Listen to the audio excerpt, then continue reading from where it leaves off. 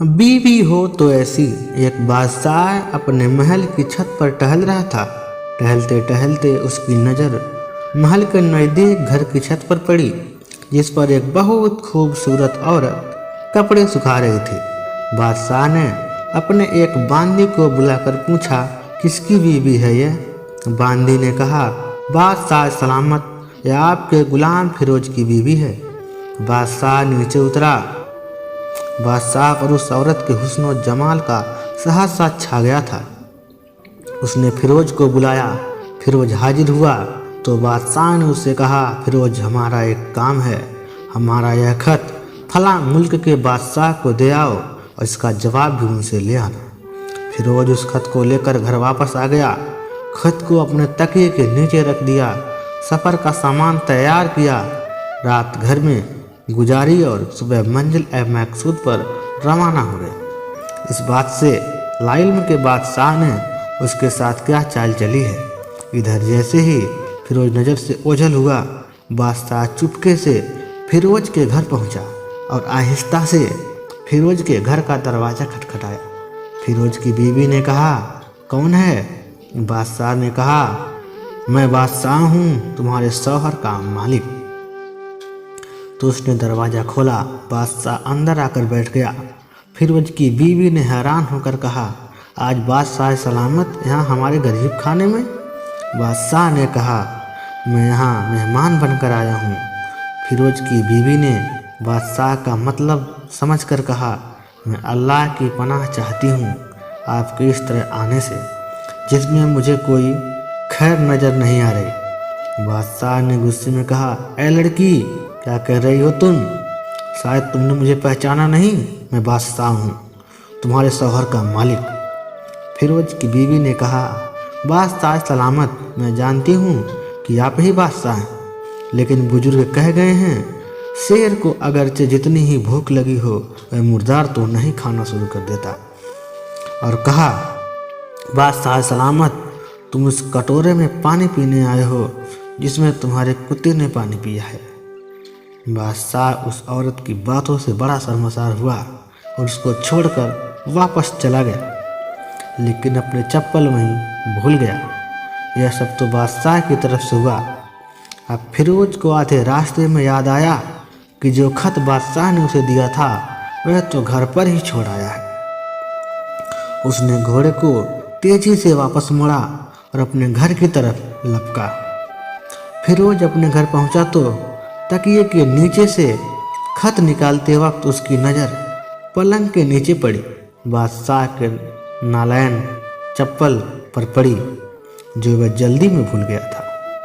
फिरोज का सर चकरा कर रह गया और वह समझ गया कि बादशाह ने उसे सफ़र पर सिर्फ इसलिए भेजा ताकि वह अपना मतलब सिद्ध कर सके। फिरोज किसी को कुछ बताए बगैर चुपचाप घर से निकला।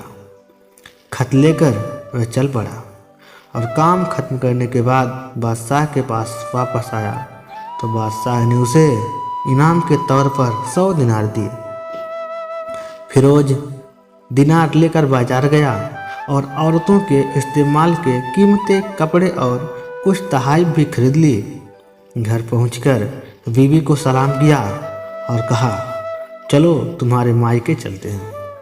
बीवी ने पूछा, यह क्या है?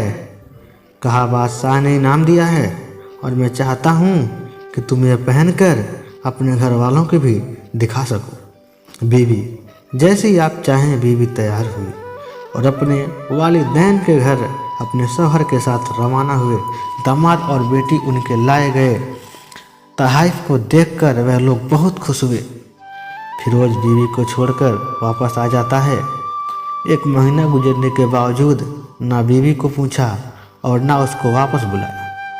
फिर कुछ दिन बाद उसके साले उससे मिलने आए और उनसे कहा, आप हमें अपनी बहन से गुस्से और नाराज़गी की वजह से बताएं या फिर हम आपको काजी के सामने पेश करेंगे। तो उसने कहा, अगर तुम चाहो तो कर लो, लेकिन मेरे जिम्मे उसका ऐसा कोई हक बाकी नहीं जो मैंने अदा ना किया हो। वह लोग अपना केस काजी के पास ले गए तो काजी ने फिरोज को बुलाया काजी उस वक्त बादशाह के पास बैठा हुआ था। लड़की के भाइयों ने कहा, अल्लाह बादशाह सलामत और काजी साहब को सही सलामत रखे। काजी साहब, हमने एक सब्ज बाग, दरख्त फलों से भरे हुए और साथ में मीठे पानी का कुआं इस शख्स के हवाले में दिया था, तो इस शख्स ने हमारा बाग उजाड़ दिया, सारे फल खा गए, दरख्त काट लिए और कुएं को खराब करके बंद कर दिया। काजी फिरोज की तरफ से मुतवज्जे होकर पूछा, हाँ तो लड़के तुम क्या चाहते हो इस बारे में? फिरोज ने कहा, काजी साहब, जो बाग मुझे दिया गया था वह उससे बेहतर हालत में मैंने उसे वापस किया है। काजी ने पूछा, क्या इसने तुम्हारे हवाले जैसे ही हालत में वापस किया है जैसे पहले था? उन्होंने कहा, हाँ वैसे ही हालत में वापस किया है, लेकिन हम उनसे बाग वापस करने की वजह जानना चाहते हैं। काजी ने कहा, हाँ फिरोज, तुम इस बारे में क्या कहना चाहते हो? फिरोज ने कहा, काजी साहब, मैं बाग किसी बुग़्ज़ या नफ़रत की वजह से नहीं छोड़ा, बल्कि इसलिए छोड़ा कि एक दिन जब मैं बाग में आया तो उसमें मैंने शेर के पंजों के निशान देखे, तो मुझे खौफ हुआ कि शेर मुझे खा जाएगा। इसलिए शेर के कराम की वजह से मैंने बाग में जाना ही बंद कर दिया। बादशाह जो टेक लगाए हुए यह सब बात सुन रहा था, उठकर बैठ गया और कहा, फिरोज, अपने बाग की तरफ अमन और मुतमईन होकर जाओ। अल्लाह की कसम, इसमें कोई शक नहीं कि शेर तुम्हारे बाग आया था, लेकिन वह वहाँ पर ना तो कोई असर छोड़ सका, ना तो कोई पत्ता तोड़ सका और ना ही कोई फल खा सका।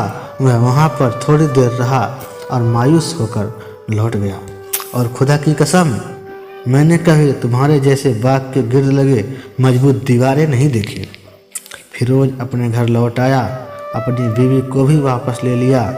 ना तो काजी को पता चला और ना ही किसी और को कि माजरा क्या है। क्या खूब बेहतर है अपने अहलो आयाल के राज को छुपाना कि लोगों को पता ना चले, अपने घरों के भेद किसी पर जाहिर ना होने दे।